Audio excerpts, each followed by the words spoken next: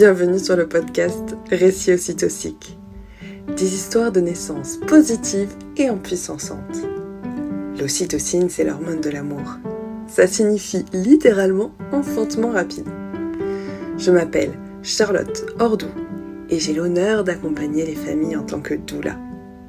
C'est durant ma dernière grossesse, où je cherchais à me nourrir de récits inspirants, que j'ai lancé les lives ocytociques sur Instagram. Vous retrouverez ici nos échanges. Porter l'espace pendant que mes invités viennent se livrer en toute authenticité est une expérience enthousiasmante et riche d'enseignements. Car il n'y a que les personnes qui enfantent pour savoir ce qui leur est juste. Installez-vous confortablement et plongez avec moi dans un bain d'ocytocine.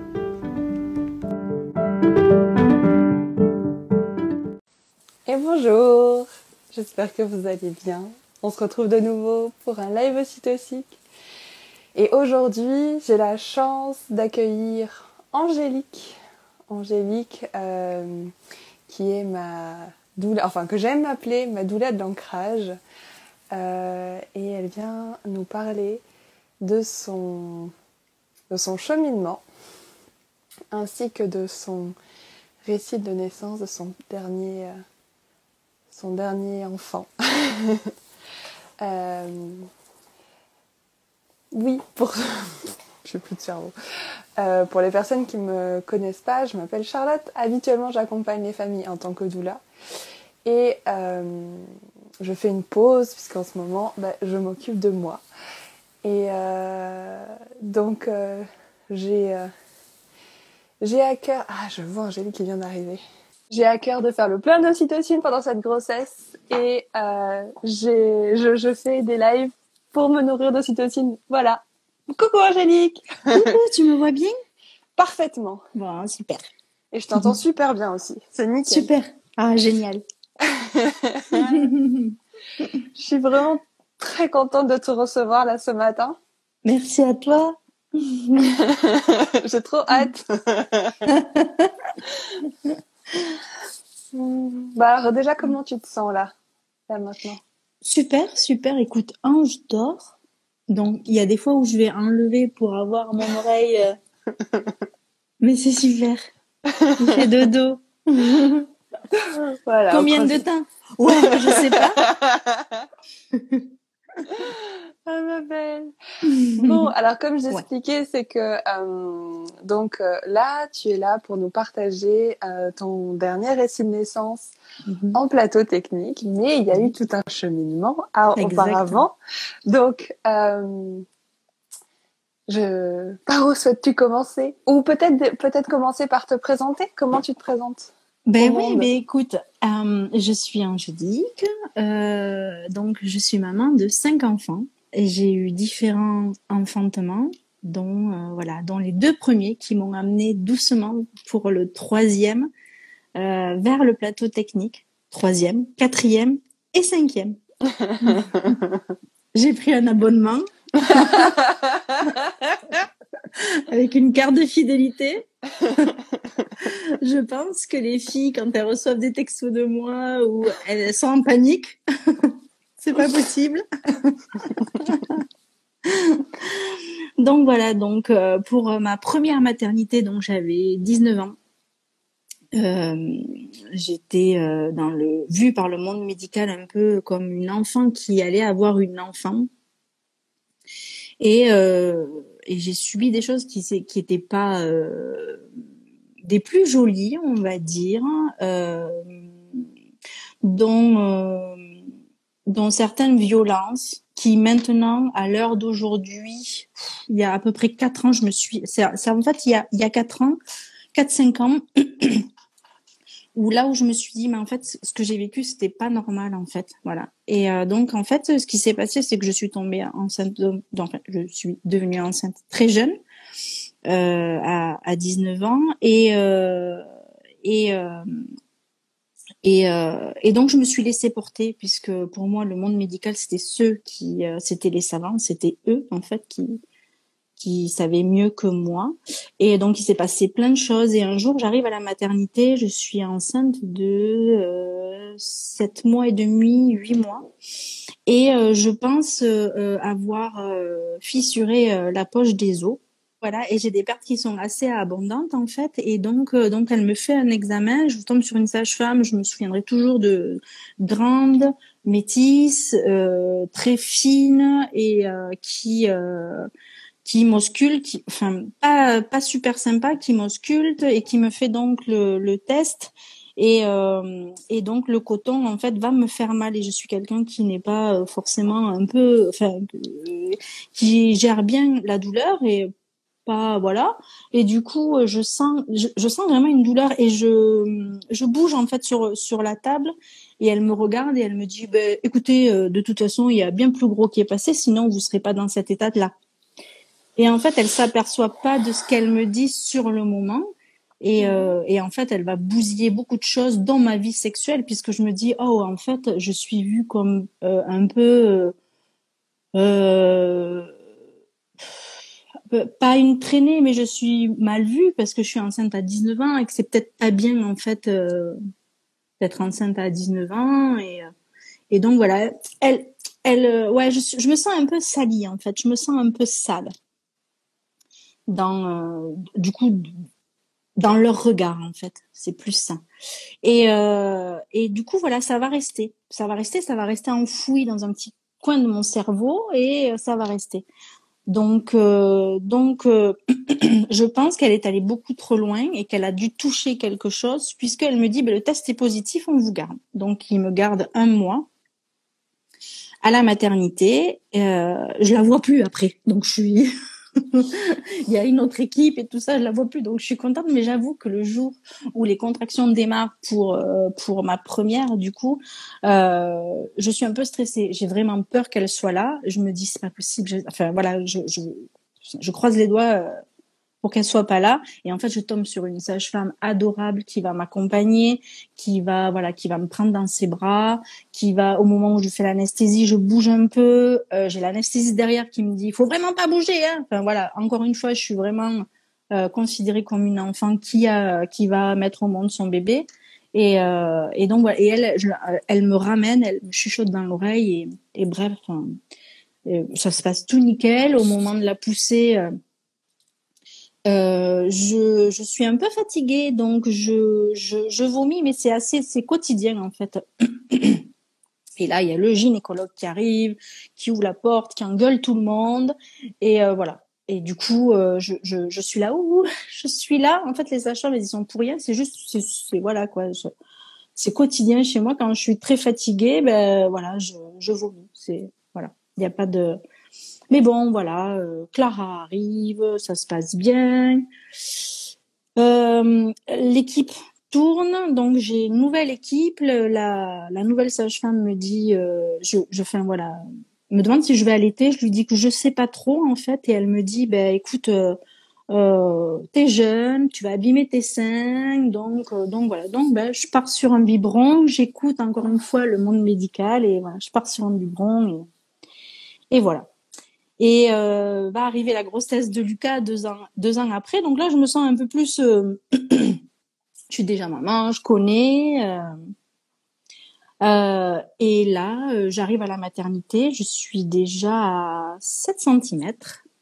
Donc ça va aller très très vite puisqu'elle me dit il y en a encore pour un petit moment. Donc elle me parle des 1 centimètre par heure et puis au final en une demi-heure, 1 heure, Lucas est là. Ça va très vite. On n'a même pas elles ont même pas le temps d'appeler le gynécologue. On fait ça ensemble avec la sage-femme, mon homme, ça rigole. Enfin bon bref voilà quoi, c'est hyper relax. On a eu le temps de me poser la péridurale, mais pareil elle a pas eu le temps de trop de faire effet, donc je sens quand même pas mal. Et donc voilà. Donc je continue à me passionner par la maternité, ce qui va m'amener à recommencer à regarder le métier de doula. Et mon mari me dit 12 ans après, écoute, je voudrais un petit troisième. On est bien là quand même. Les enfants sont grands et tout, t'es sûr et tout. Il me dit oui, je voudrais un petit troisième. Et donc, Lana arrive, Lana s'installe dans mon ventre. Et, et là, en fait, je recommence le même processus. Je vais à la mater, je fais mon suivi. Et en fait, je me souviens, en fait, je suis dans la salle d'attente. Et comme d'habitude, le gynécologue a 1 heure de retard. Et je regarde toutes ces femmes. Et en fait, on est, franchement, on doit être une douzaine. Et je me dis, mais qu'est-ce que je fous là? Mais qu'est-ce que je fous là, en fait? Et je commence à réfléchir. Puis je vois ces femmes, je vois que le gynécologue qui repart sur un accouchement. Et je me dis, j'ai pas envie d'être là. Et du coup, je parle à mon mari j'aimerais bien avoir une sage-femme, en fait, pour le suivi. Enfin voilà, j'ai envie d'autre chose. Puis je vais rencontrer une sage-femme qui habite pas loin de chez moi. Et elle me dit, c'est quoi ton projet de naissance? Et je la regarde, je lui dis, mais personne m'a posé cette question. Et puis pourquoi elle me fait pas un toucher là? Et puis pourquoi, en fait, mais non, en fait, on n'a pas besoin de faire un toucher tous les mois, on n'a pas besoin de. Et donc je lui dis, en fait, tu t'intéresses à ce que je veux? Elle me dit, oui, oui. Ben en fait, c'est toi la principale actrice. Ah oui, ouais. En fait, oui. Et du coup, je lui dis, voilà, moi, dans l'idéal, je voudrais être dans l'eau, je voudrais pouvoir être dans la baignoire, je voudrais pouvoir marcher, je voudrais pouvoir avoir les sages-femmes. J'ai pas envie C'était super avec Lucas. J'ai pas envie d'avoir un gynécologue. J'ai pas. Et elle me dit, ben en fait, il va falloir que tu sortes de là où tu es, parce qu'en fait, t'auras jamais ce que tu veux. C'est pas ça que tu veux. Et donc, elle me donne le numéro de téléphone des sages-femmes du plateau technique. J'appelle et là, gros coup de cœur. Je croise les doigts parce que je veux à tout prix une place. Et elle me dit, alors tu sais, le plateau technique, c'est vachement pris et tout ça. Et je te parle de ça. Lana va avoir 5 ans, donc il y a 6 ans. Ouais. Et du coup, elle me dit, bon, on va voir s'il y a de la place. Je vais t'appuyer, mais voilà, je sais pas vraiment. Tu sais, elles sont limitées aussi. Elles font pas non plus 15 accouchements par mois, donc voilà.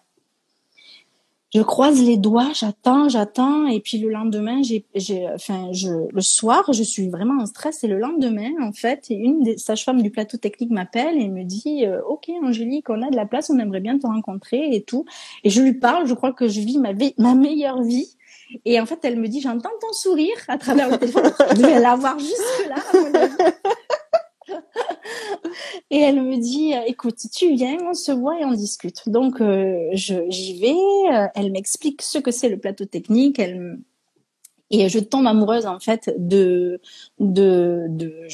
tombe amoureuse, en fait, de ces femmes, clairement.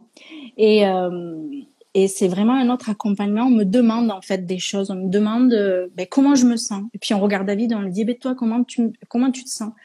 Tu vois, c'est pas le truc où on s'intéresse à moi, en fait. C'est pas le truc où t'arrives, tout va bien, ok. Vous passez par derrière, vous vous déshabillez, vous vous pesez et on va voir où en est le col. Voilà. Et là, c'est vraiment un autre. C'est ça. C'est vraiment. Je ressens des femmes en fait qui ont de l'intérêt pour moi en fait. Et du coup, je suis pas que attends, vous êtes le dossier Madame Pellissier, voilà. Alors non, là je suis Angélique et David quoi. Donc c'est vraiment une autre approche beaucoup plus humaine en fait.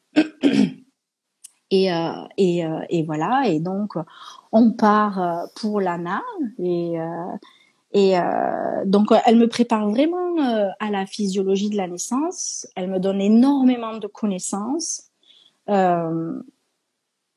Elle m'explique aussi ce que c'est le plateau technique. Donc, elle m'explique que le plateau technique, en fait, c'est vraiment une salle qu'elle loue un peu, où elles ont un contrat avec la maternité et elles louent un peu la salle, le matériel, et elles sont donc ce sont les sages-femmes libérales qui ont accès à cette salle et dans cette salle, elles font le suivi donc du travail et de l'accouchement. Et donc, 2h30, 3 heures après, on sort, on rentre à la maison. Et moi, ça me va. C'est parfait. C'est l'équilibre en fait. C'est l'équilibre parfait entre l'accouchement à la maison où je me sens pas encore tout à fait à l'aise et mon conjoint non plus, et l'hôpital où je veux plus aller parce que je l'ai vécu 2 fois et que maintenant c'est bon quoi. Et donc c'est l'équilibre parfait, c'est ce qu'il nous faut en fait. Et je me sens en sécurité avec ces femmes en fait. Donc ça ne peut qu'aller. Ça peut être que super. Donc pour Lana, voilà, ça s'est super bien passé. J'ai mis mon bébé au monde dans l'eau comme je le voulais. Pour Anaë, on avait vraiment le même objectif. Et puis au final, l'eau, ça m'a gavée. Je suis sortie de l'eau. Je suis même partie sur le lit m'allonger un petit quart d'heure, l'heure de dire allez, on arrête maintenant le travail. Il faut que je dorme un petit quart d'heure, une demi-heure. J'ai dormi et puis ma sage-femme m'a demandé si je pouvais me relever parce que là il y avait l'air d'avoir plus rien. Et en fait, quand je me suis relevée de suite, le travail a recommencé. Et puis je suis vite remontée sur le lit pour me mettre à 4 pattes pour dire ok, là elle arrive, il faut que je pousse. Et donc on s'était dit ok, c'est bon, là 4 enfants c'est bien puisque Anaë est arrivée, Lana avait 4 mois. Donc voilà, c'était assez rapproché. Et du coup, on s'était dit, là, c'est bien, on va souffler un peu. Et un jour, je commence mon activité de doula, il y a la pandémie, c'est le gros bazar. Et sortie de la pandémie, ça commence à rouler pour moi. Je commence à avoir des sous de mon métier, donc ça, c'est vraiment super. Et je suis avec une maman. On parle des positions, de ce qu'elle a vu déjà avec sa sage-femme, et puis on discute de voilà, ben moi avec le rebozo et tout ça, je check le bassin, je lui montre et tout ça, c'est trop chouette et tout. Et puis mes seins picotent et je touche mon ventre et je me dis mais qu'est-ce que tu fais là? Mais comme je suis toute la journée avec des femmes et qui allaitent et qui ont des ventres ronds, donc je me dis bah voilà, c'est normal. Et je demande à ma plus grande, puisqu'on était à peu près réglés en même temps, je demande à ma plus grande depuis combien de temps elle, quand est-ce qu'elle a eu ses règles? Parce que là, je commence à avoir un doute quand même. Et elle me dit, voilà, tel jour. Ok, d'accord. Et moi, je me dis, ok, alors là, j'ai eu des saignements, mais est-ce que j'ai eu mes règles? Mais non, c'est pas possible, parce que quand même, tu as le stérilet maintenant. Donc, tu peux pas non plus, à un moment donné, bon, tu es faite pour enfanter, d'accord, mais tu vas pas non plus, voilà. et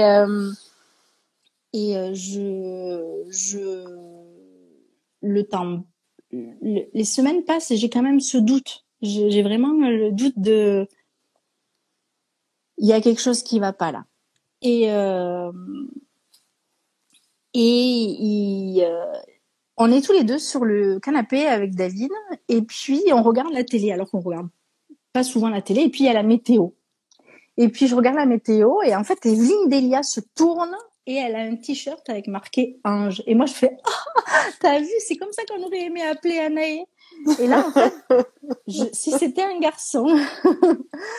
Et là en fait je bloque et je me dis que il y a des sensations en fait. Il y a une sensation qui est arrivée pour Anaë et qui est arrivée une semaine avant que je voie Evelyne Delia avec son t-shirt Ange. C'est-à-dire que pendant la nuit, en fait, à un moment donné, j'ai senti comme une espèce de gros coup de poing en bas du ventre, comme si quelque chose rentrait dans mon ventre. Attention, ça peut paraître très perché, mais c'est vraiment ce que j'ai ressenti, vraiment. Et c'est comme ça que j'ai su que j'étais enceinte de Lana, et c'est comme ça que j'ai su que j'étais enceinte de Anaë, et c'est comme ça que je vais me dire, je crois que je suis enceinte. Et donc, il me regarde, il me fait même pas un rêve, Angélique. Non, je lui dis non, mais quand même, je bloque et je me dis tu vas faire un test de grossesse parce qu'en fait j'ai eu des saignements, oui, mais j'ai pas eu des règles franches. Et moi j'ai les règles hémorragiques, donc voilà. Et je vais faire le test de... David va me chercher un test de grossesse, quand même, au cas où. Et je me vois, en fait, en plein début d'après-midi, je m'assois, je fais le test, je ferme, je me remonte ma culotte, je regarde le test, je vois qu'il est positif. Et là, en fait, je sais pas ce qui se passe. Mais je suis plus... C'est comme si je sortais de mon corps, en fait. Je suis un peu sous le choc, en fait. J'appelle les sages-femmes. C'est encore moi, je crois que je suis enceinte. Pas possible. Donc, mais j'ai le stérilet. Donc, elle me dit, ok, bien de suite. Ben, parce qu'en fait, peut-être que si le stérilet est mal placé ou quoi que ce soit. Et donc, j'y vais. Mais je suis vraiment en mode robot. Et, et je me dis, en fait, c'est pas possible, c'est pas possible. Je sens que j'ai mal et tout, donc je sais qu'il y a quelque chose qui va pas. Donc, on va voir les filles. Et là, pendant l'écho, elle me dit, alors je vois la boule et je dis, je crois il doit y avoir une tumeur. C'est ça. J'attends qu'elle me dise oui, en fait. Et en fait, elle me dit, est-ce que tu avais prévu une 5e grossesse? Non. Mais en fait, il est où mon stérilet là? Et puis elle me dit, le stérilet, il est là. Est-ce que tu veux que j'éteigne la télé d'abord? Non, je veux voir ce qui s'est passé là. Et du coup, elle me dit, le stérilet est là. Et puis ton bébé, il est là. Et là, en fait, je bug. En fait, je me dis, mais qu'est-ce que c'est ce bazar en fait? Mais qu'est-ce qui me fait mon corps là? Et je bug. Et tout le long, on va discuter et tout ça. Je réponds, je suis là, mais je suis plus là. Je suis plus là. Toujours en mode robot. Ouais. Je suis sous le choc, en fait. Je rentre dans la voiture, je regarde David, je m'effondre, je pleure, et il me regarde, mais c'est pas possible, mais comment on a fait? Puisque on a donc le stérilet, et on pratiquait aussi le retrait, parce qu'on avait vraiment, on voulait vraiment plus d'enfants.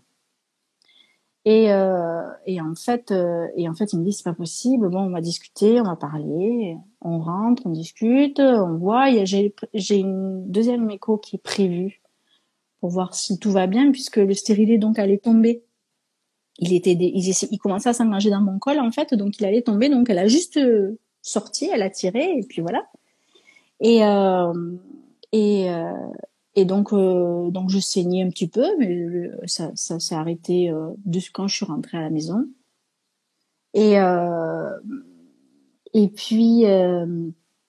Et puis on discute avec David, on chemine pendant 15 jours quand même, on se laisse le temps, on chemine. Il me dit vraiment, c'est ton corps, il me dit Angélique, donc qu'est-ce que tu veux faire? Et moi je pense en fait vraiment au financier, je me dis que c'est vraiment pas le moment, que je démarre et que ça commence à fonctionner pour moi et que c'est pas le moment. La grossesse en elle-même, ce n'est pas le moment. Mais ce bébé, c'est ok.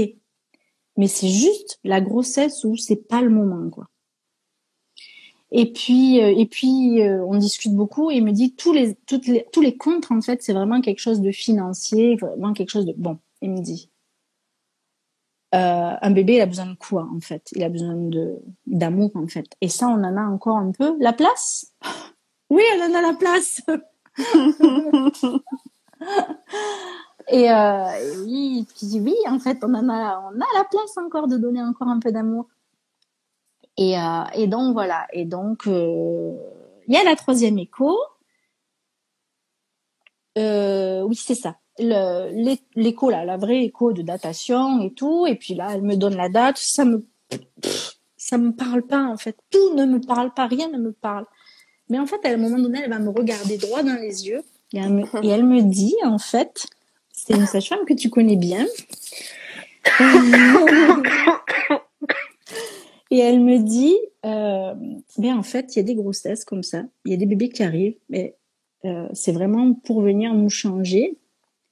Et puis ils sont là, et puis ils ont vraiment des messages à nous faire passer. Et du coup, je la regarde et elle me dit si ce bébé il est là, c'est pas pour rien. Et donc je regarde l'écho et puis elle me dit tu sais à ce stade-là normalement on voit pas le cœur non plus. Et elle me dit et là le cœur il bat. Ou alors elle me dit il s'est mis à battre. Mais elle me dit normal. Enfin, voilà. Il y a quand même plein de choses. Ton bébé, tout le monde qu'il est là. Puis il bougeait vraiment. Leur dirait, je suis là. Et puis elle me dit, tu vois, ce bébé, voilà, il te montre qu'il est vraiment là. Et, et du coup, en fait, je bug et, et puis elle va me ramener. En fait, je me dis, mais en fait, c'est merveilleux. En fait, je me plains d'être enceinte avec un stérilet et tout ça, mais il y a tellement de femmes qui galèrent à avoir des bébés. Je me sens un peu ridicule de m'être plaint et tout ça. Et en fait, elle va me ramener et elle va me rendre en fait la grossesse. Ça y est, elle va m'y mettre. Elle va me mettre un pied dans la grossesse. Elle va prendre le temps de beaucoup discuter avec moi. Et voilà. Et puis on échange énormément. Et voilà, ça y est, elle m'a mis un pied dans la grossesse. Et ça y est, je suis dans l'acceptation. Donc je vais être toute contente. Voilà, alors bien sûr, on commence à annoncer la grossesse et bien sûr, on est oh là là, 5 enfants, tu vas monter une équipe de foot et blablabla et blablabla. Je ferme en fait. Je ferme vachement parce qu'en fait les gens ça n'aperçoivent pas forcément, c'est pour rire, mais en fait ça blesse énormément. Et style en fait. En gros, je vais être vulgaire, mais vous baisez comme des lapins, et puis, enfin voilà, quoi, c'est pas possible, quoi. À un moment donné, mettez des préservatifs, mettez des stérilés, mais tu vas pas dire à tout le monde, je suis tombée enceinte sous stérilet, tu vois, enfin voilà, quoi. Donc voilà. Elle va me mettre un pied dans la grossesse, et puis on va avancer au fur et à mesure. Et là, il se passe, je suis un peu en questionnement. Je sais pas. Accouchement accompagné à la maison, ou je repars en plateau technique. Je sais pas, je continue, j'avance et puis j'ai un autre rendez-vous avec ma sage-femme. Je crois que je pleure littéralement du début à la fin du rendez-vous. Je me dis à la fin je me dis c'est pas possible, elle doit croire que je suis vraiment en dépression et tout ça, mais au moins elle m'a écoutée, elle a accueilli tout ce que j'avais à lui dire. Elle n'a pas cherché à avoir des solutions et enfin voilà quoi, tu vois, elle a juste écouté et puis réconforté et puis voilà, puis je me suis sentie hyper bien accompagnée.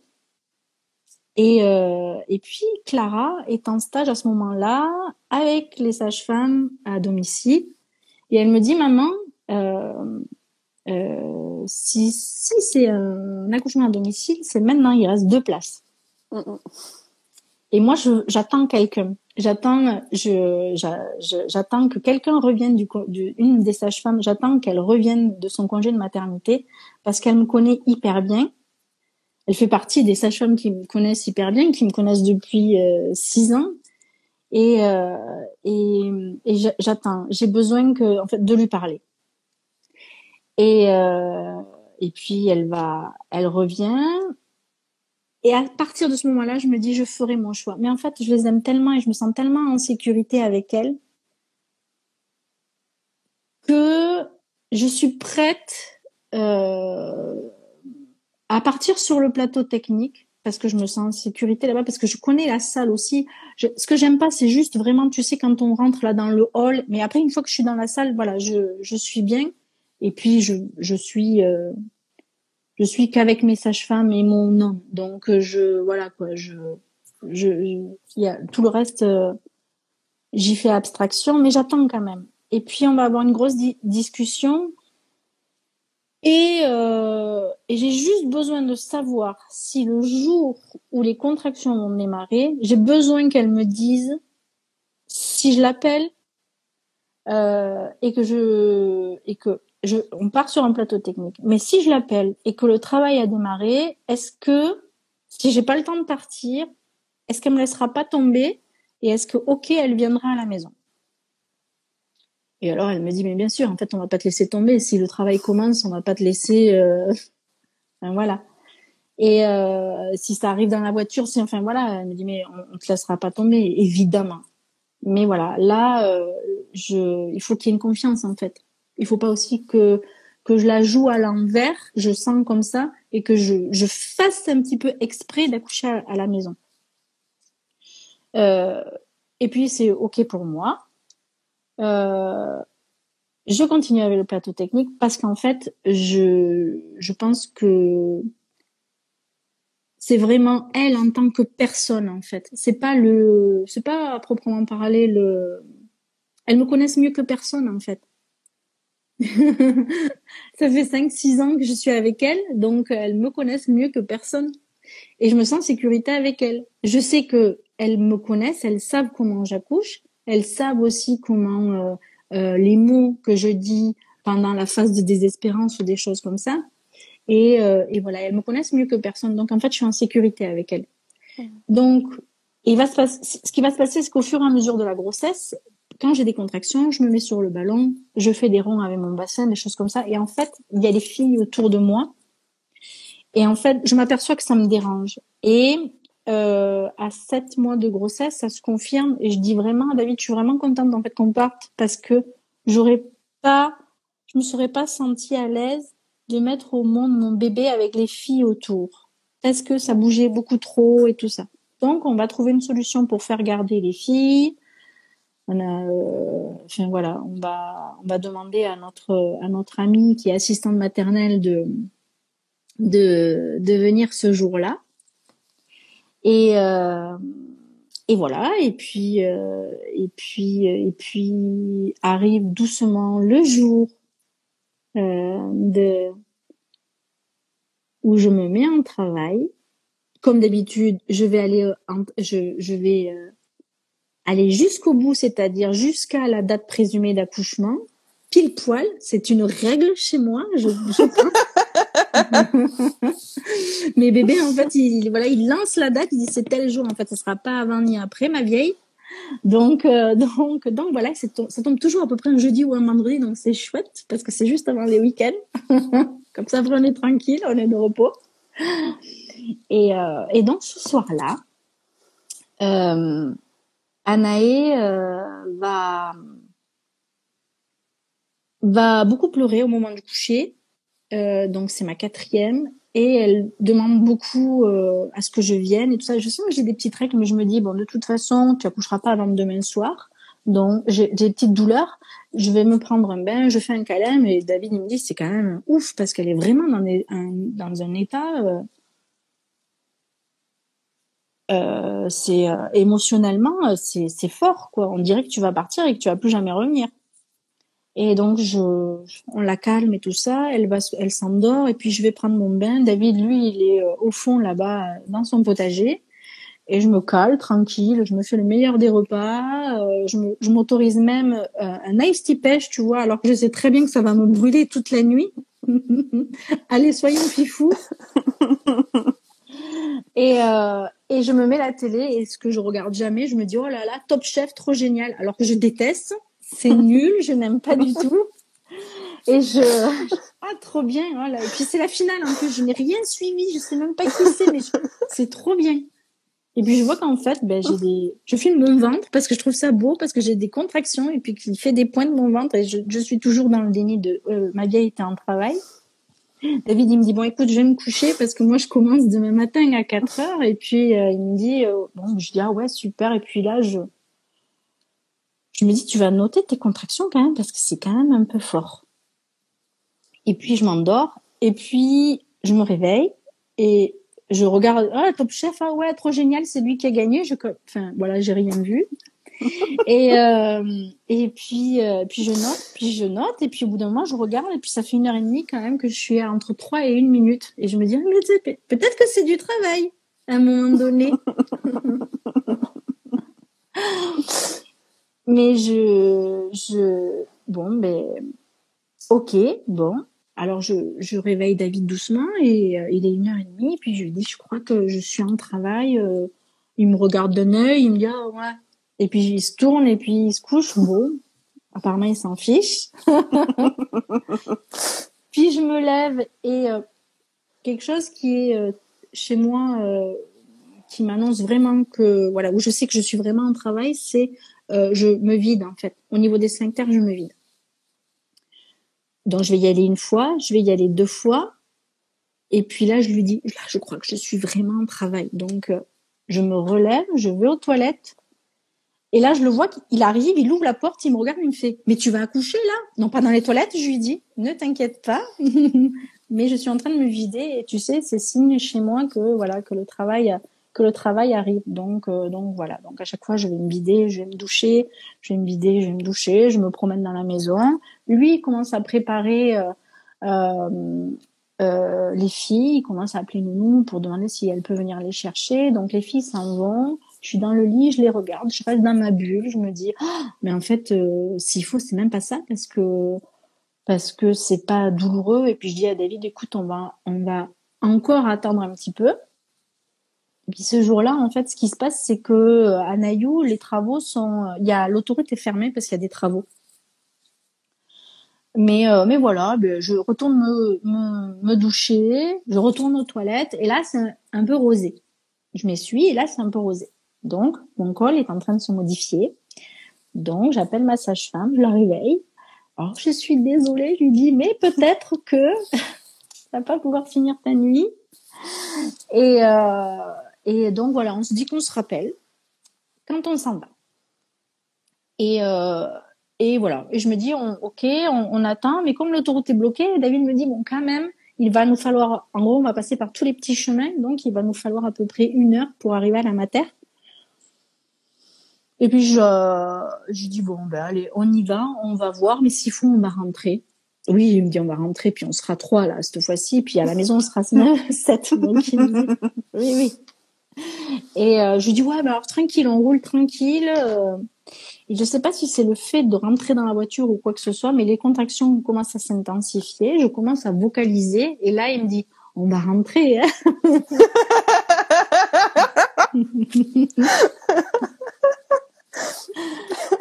Et juste avant que vraiment on parte, enfin, juste avant de me coucher, c'est ça, en fait. J'envoie un message aux filles, donc à Camille et à Tiffany, et je leur dis, les filles, je sens que demain, j'aurai mon bébé dans les bras.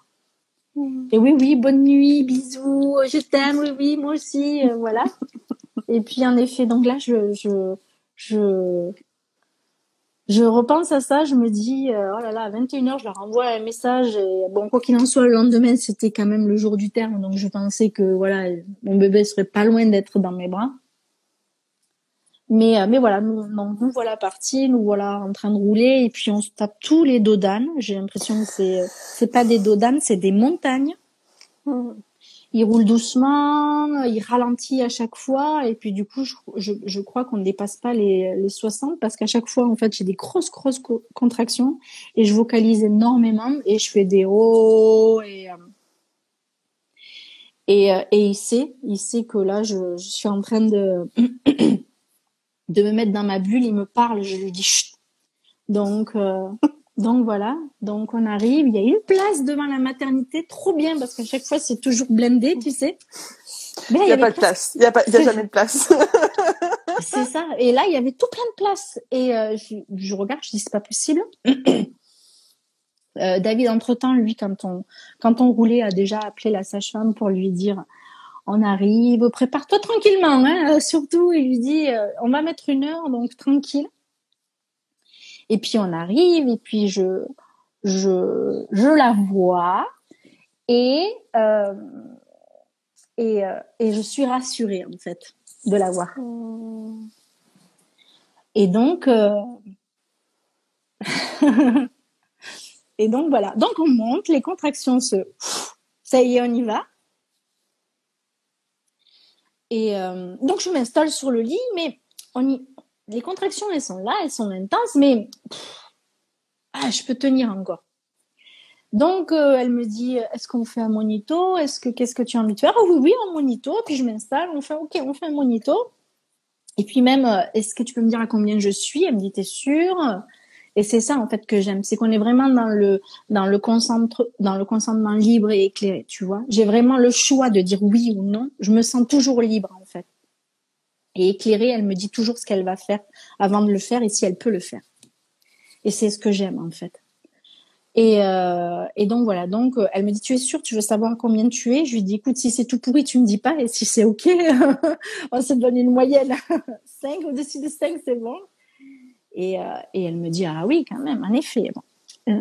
Tu es à 7. Ah bon, je dis, c'est chouette. Je suis déjà à 7 et tout. Quelle heure il est? 4 heures, ok. 4h30, bon, ok, très bien. Tout va bien et tout. On prépare le bain et puis je me sens encore, je rentre dans le bain. J'accompagne mes contractions là. Je vais commencer à plus regarder l'heure. Et je vais fermer les yeux, je vais me mettre dans ma bulle. Et là, en fait, ce qui va se passer, c'est que j'ai l'impression que c'est vraiment une heure et demie, vraiment avant que Ange naisse, les contractions vont tourner et elles vont partir dans les reins. Et ça, c'est une sensation que je ne connais pas et qui est très perturbante pour moi. Et je regarde ma sage-femme dans les yeux et je lui dis, là, j'ai putain de mal. Et donc, elle va me ramener, elle va me parler, elle va me réconforter. Elle va me dire, mais tu le fais, Angélique, c'est super. Et puis, je la vois à un moment donné qui va derrière et qui commence à me sortir. Enfin, elle sort une potion magique et elle me masse, en fait. Elle me masse les reins et ça me fait super bien. Ça me fait énormément de bien. Et je suis dans le bain, je suis bien. Mais j'ai ces contractions-là qui partent dans les reins. Et c'est une sensation que je ne connais pas. Et du coup, là, la vague, je l'accompagne pas, mais je la prends carrément dans la tête, hein, clairement. Mais c'est ok, hein, c'est ok. C'est juste que c'est une nouvelle sensation et que c'est pour moi et il va falloir que je l'apprivoise. Et il va bien me falloir 1 heure pour commencer à l'apprivoiser. Et puis, à un certain moment,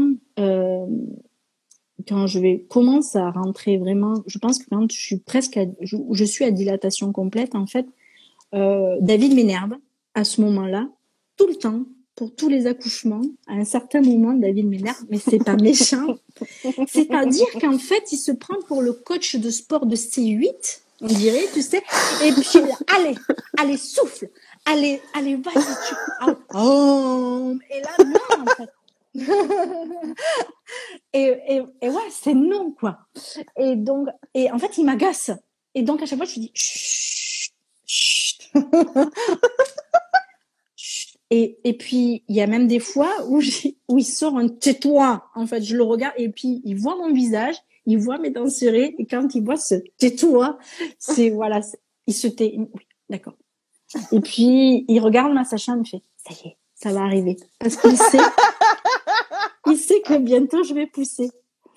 Et puis je la regarde à elle, en fait. Là, maintenant, à ce moment-là, en fait, il y a que elle qui compte. Il y a que ses yeux, il y a que son regard, il y a que sa bouche, il y a que son visage qui compte. Et je la regarde à elle. J'ai besoin de me raccrocher à ce truc féminin, en fait, à ce moment-là. Et plus au coach sportif de C8 qui est à côté de moi et qui dit, allez, on y va.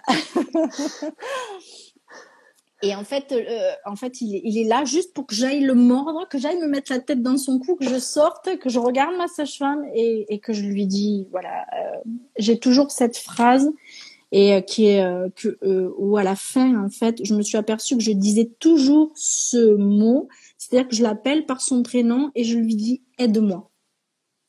Et donc là, c'est que je suis vraiment dans la phase de désespérance. Il va falloir que je pousse très très bientôt. Je sens que Ange est positionné bizarrement dans mon et c'est bizarre. Je bouge, c'est vraiment bizarre et je sais que pendant toutes les échos, à chaque fois que je regardais, il était toujours sur la tête sur la droite et puis avec l'ostéopathe, elle essayait toujours de le bouger. J'avais une pubalgie donc il était vraiment appuyé, il me faisait mal et je sens qu'il y a quelque chose il est mal positionné, j'arrive pas, je me mets à genoux, je me couche, je reviens, j'arrive pas à trouver la position, je sais pas, je commence à regarder dehors et en fait j'ai envie de m'enfuir, vraiment de m'enfuir et je regarde David et je lui dis allez c'est bon, on arrête là maintenant, ça suffit, on rentre. Et en fait ils me regardent tous les deux, l'air de dire qu'est-ce qu'elle nous dit. Et ouais, et puis je sais pas, je me positionne dans tous les sens, je veux rentrer à la maison, je regarde ma sage-femme, je sais plus, et puis je la regarde et je lui dis là il faut que tu m'aides, vraiment il faut que tu m'aides. Et puis elle me dit ok, on essaie un truc, elle me dit Angélique, on essaie un truc, elle se positionne en face de moi, elle tourne elle prend une couverture, elle met un drap sur ses épaules, elle me tend les deux pans et elle me dit, tu t'accroches et voilà, tu te suspends et tu vas-y, fais et tu voilà. Et j'ai tellement peur de lui faire mal. Même là, je me dis, je vais pas lui faire mal, la pauvre. Et je sais pas comment me positionner. Je regarde la chaise percée parce que dans les plateaux techniques, en fait, il y a le ballon, il y a la chaise percée, il y a des choses pour se suspendre. Mais là, elle me laisse dans la baignoire. Et puis, voilà, elle est vraiment positionnée en face de moi. Donc, du coup, je me tourne, je m'assois et je suis vraiment face à la baignoire. Je me positionne mes pieds face à la baignoire et je prends appui avec les pieds, je prends appui sur les pans du drap et je tire. Et j'accompagne, là, je commence à accompagner mon bébé dans sa descente et je sens que ça pousse, mais je sens que j'ai besoin de pousser, que j'ai besoin de l'aider. Et donc, une fois, deux fois, mais la troisième, en fait, par contre, là, je vais plus faire attention, en fait, si je lui fais mal ou si je lui fais pas mal, je fais plus attention si à côté ça dort ou à côté ça dort pas. Et je fais un énorme oh! Et en fait, mon mari me le raconte souvent. Il me dit, en fait, on aurait dit vraiment que là, tu étais en mode guerrière. Il y avait une tribu en face, c'était la guerre et que t'allais combattre. Et donc, il m'a dit, c'était vraiment un cri. J'ai jamais entendu en fait ce cri. Et je me suspends et là, bon, mais voilà, elle me dit oui, ça y est, la tête, elle sort, il est là, ton bébé, touche-le. Non, je me concentre là, je suis en plein taf là. Et elle me dit il est là, et puis la tête sort. Et puis je la regarde, je fais oh sors-le parce qu'en fait il me fait hyper mal. Je lui dis oh sors-le. Et puis elle me regarde, elle me fait non mais certainement pas, c'est toi qui vas dégager les épaules. Et dans ma tête je me dis putain c'est pas possible, il faut tout faire ici. Alors, en fait oui bien sûr que tu vas tout faire ma cocotte. Et dans ma tête je me dis putain c'est pas possible, il faut même que je sorte les épaules, il faut vraiment tout faire quoi. Et elle me dit certainement pas, je vais pas te toucher, c'est toi-même qui va dégager les épaules. Et puis plof, il sort, je ferme les yeux et juste avant qu'il sorte en fait, je sens les derniers mouvements de mon bébé. C'est-à-dire que Ange va faire comme s'il prenait appui, tu sais quand on va faire un saut, on se baisse, on prend appui et on saute. Tu vois les jambes comment elles sont là. Et je sens vraiment ça sur Ange. Je sens ses pieds au fond de mon utérus et je sens comme s'il sautait vers le canal de la vie. Et il arrive, quoi. C'est les derniers mouvements que je vais sentir. Juste avant, en fait, de pousser, j'ai fermé les yeux et ma sage-femme, donc, elle me dit, c'est bien, hein, tu le fais, c'est super. Ton bébé, il est là, il arrive. Ange, il est là, il arrive. Et je ferme les yeux, en fait. Et là aussi, ça va sembler très, voilà. Mais en fait, c'est comme si je repars. Et en fait, je vois Ange qui me sourit. Je vois un petit garçon qui me sourit, en fait. Et je lui dis, OK, maintenant, il va falloir qu'on y aille tous les deux. Et c'est à ce moment-là, en fait, que je le sens sauter et que je crie et que je lui dis aide-moi. Elle me dit non, c'est toi qui vas dégager toi-même les épaules. OK, il faut tout faire ici. et Ange sort. Et donc, je mets quelques instants. Elle me le met dessus et je ferme les yeux, je le sens encore, je sens son odeur, je mets un peu de temps toujours à revenir toujours.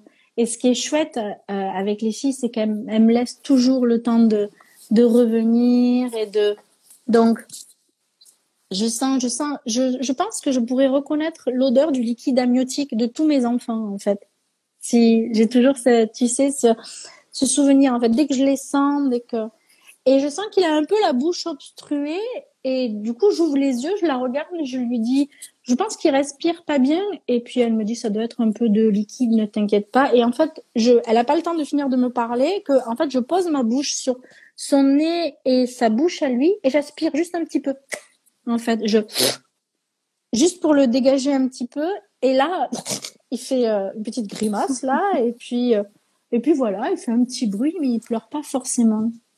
Il pleure pas forcément. Tous mes enfants, en fait, n'ont quasi pas pleuré dans les naissances, au plateau technique ou en physiologie. En fait, je trouve que ouais, voilà, ils ont pas énormément pleuré. Et du coup, voilà, il est temps de sortir pour faire un petit peu pour le bilan de mon périnée. Et donc j'ai Ange dans les bras, j'ai les jambes qui flagellent un peu parce que j'ai presque plus de force. Et puis je vais jusqu'au lit et puis j'ai Ange et puis je me souviens j'ai encore je touche le cordon de Ange, je sens les dernières pulsations et je marche, j'ai le placenta encore en moi et Ange dans les bras. Et je vais me caler sur le lit. Il n'y a plus rien d'autre qui existe. Et aussi, elles ont ce truc de quitter en fait la chambre. Quand tu te cales et de regarder si tout va bien, elles sont assez discrètes et elles quittent la chambre. Alors elles vont chercher le carnet de santé et tout ça. Et elle m'avait dit au tout début, la première sage-femme que j'avais rencontrée, en fait c'est une manière pour nous aussi de vous laisser aussi dans votre cocon, dans votre bulle aussi. Donc voilà, donc elle quitte la chambre, elle va chercher tout ce qui voilà, puis quand elle revient, puis je sens que ça pousse quand même et que le placenta ça y est, il arrive, sachant que pour Anaë, j'ai attrapé Anaï puisqu'Anaï elle est née à quatre pattes. J'ai attrapé Anaï, je me suis tournée en fait, et quand je me suis tournée, le placenta est tombé de suite. Ouais, je sais pas ce qui s'est, enfin voilà, pouf, il est arrivé de suite. Et là, pour Ange, je sentais que ça, il était là, qu'il fallait qu'on l'enlève. Donc du coup, j'ai poussé, il est de suite arrivé. On l'a mis dans une petite, dans un petit bol, et on l'a gardé, voilà, quelque temps accroché à Ange. Et après, on a fait les empreintes. Alors c'était rigolo parce que j'avais pris du papier pour faire les empreintes. Et puis quand elle a vu que David arrivait avec le papier à dessin, elle s'est demandé qu'est-ce qu'il fait maintenant. Est-ce qu'il s'est mis à la peinture? Tu sais, comment il s'appelle, Jack dans Titanic, tu sais, avec moi qui a couru en train de reproduire. Je dis non, David n'a pas ce talent. Lui, il reste coach sportif de C8.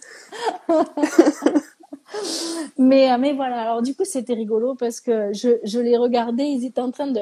On a coupé le cordon donc à un moment et puis ils étaient tous les deux assis comme ça par terre avec toutes les feuilles devant eux, en train de faire des empreintes et c'était trop mignon. Et puis voilà. Et puis c'était vraiment une super ambiance, tu sais. Enfin voilà, elle a partagé ça avec nous. Puis David dit ah là c'est pas très joli. Puis du coup après elle a essayé aussi. Puis bref voilà, c'est vraiment en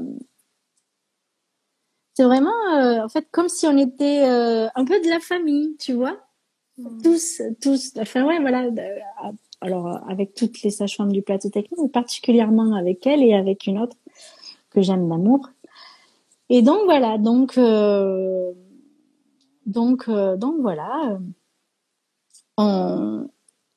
tout allait bien. Donc elle m'a dit écoute, va te doucher et puis tu peux rentrer à la maison maintenant. Voilà. Et du coup, quand je suis partie me doucher, on est rentré à la maison et ça me fait toujours en fait quelque chose de me dire ça y est, c'est fini. Je les quitte un peu. Tu vois? Ça fait toujours, je sais pas. C'est tellement un merveilleux moment qu'on vit ensemble. Ouais, je sais pas. Et du coup, ouais, j'ai toujours une nostalgie. Puis je rentre dans la voiture, je la regarde. On s'en va, David démarre. Et on n'est pas sorti, tu sais, de l'embranchement, là, pour arriver sur la grande route, là, que je me mets à pleurer, en fait. Et puis il me dit, qu'est-ce qu'il y a? David, il me dit, qu'est-ce qu'il y a? Et en fait, je la regarde et je pleure. Voilà. Je sais, puis voilà. Et puis je fais aussi un peu le deuil. Je me dis ça y est, c'est fini ici, j'y viendrai plus normalement. Et puis c'est mon dernier bébé. Et puis je l'ai fait. Et puis j'ai mis au monde et puis les contractions dans le rein, c'était pas facile à un moment donné. J'ai perdu pied aussi. Heureusement qu'elle était là, mais heureusement qu'en fait elle m'a soutenue, parce que peut-être que si j'aurais pas eu ce soutien, j'aurais peut-être craqué, tu vois, à ce moment-là. Et du coup, voilà. Du coup, j'ai été extrêmement bien accompagnée. On est arrivé à la maison, et on s'est mis tous les deux tout nus et on a kiffé après, dans le lit.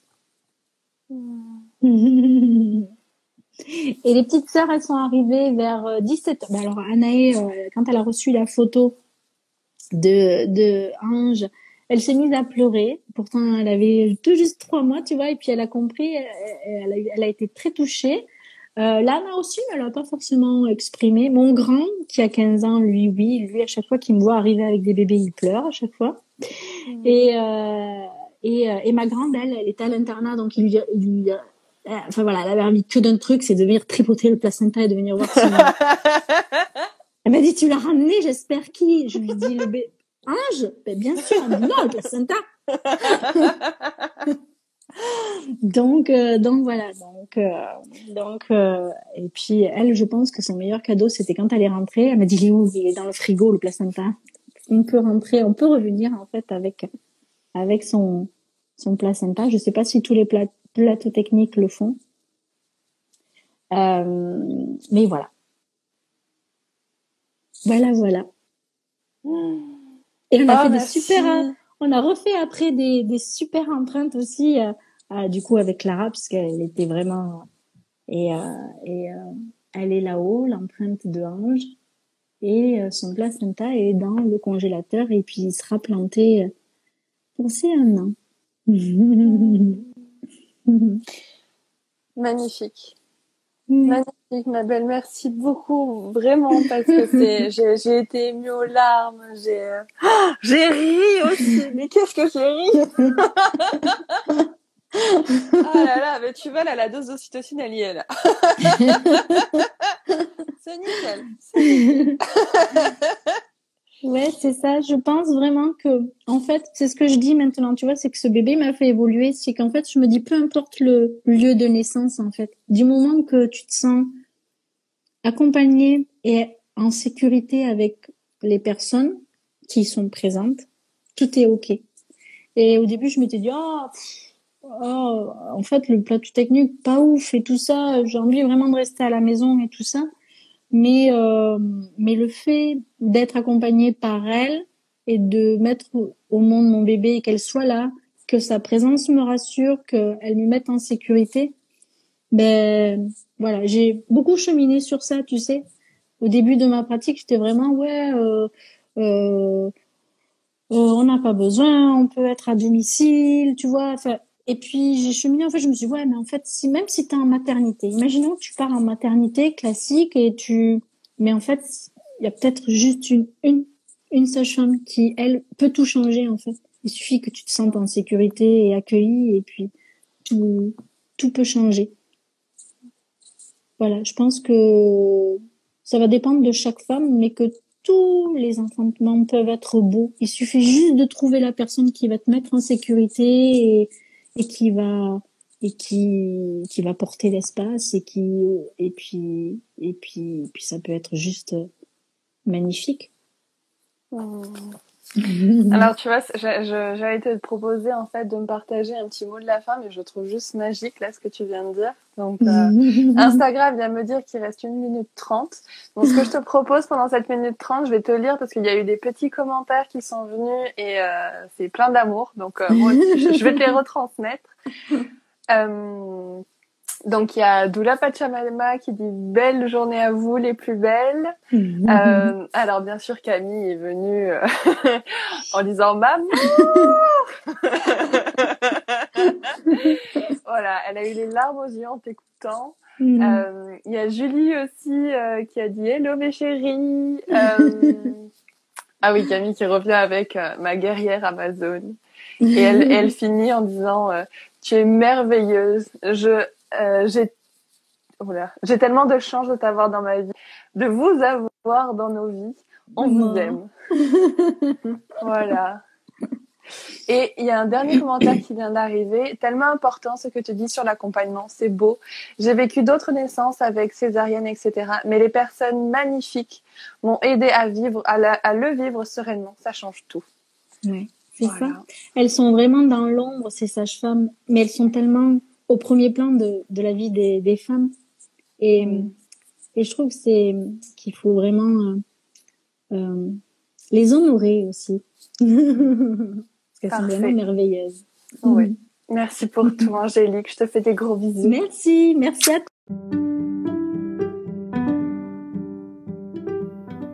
Alors, comment vous sentez-vous après cet épisode ? J'ai très envie de connaître vos ressentis, donc n'hésitez pas à les écrire en commentaire. Vous pouvez également laisser une note. Cela contribue à donner plus de visibilité à ces aventures empuissantes. Si cela résonne juste pour vous, partagez cette histoire, qu'elle puisse soutenir d'autres familles en cheminement. Je vous remercie, vous envoie plein de chaud doudou et vous dis à la semaine prochaine pour un nouveau récit ocytocique.